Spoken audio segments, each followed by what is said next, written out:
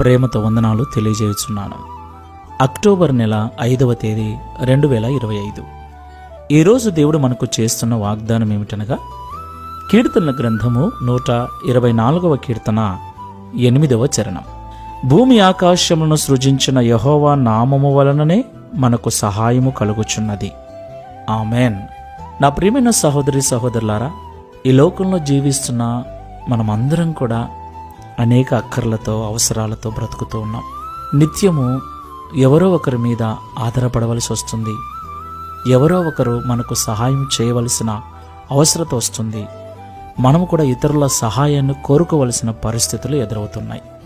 మనంతట మనము అన్నీ చేసుకోలేం. ఖచ్చితంగా ఈ లోకంలో మనము ఆయా సమయాలలో ఇతరుల సహాయాన్ని కోరవలసి ఉంటుంది. అయితే కొన్ని పరిస్థితులు ఎవరి సహాయం మనకు అందనివ్వకుండా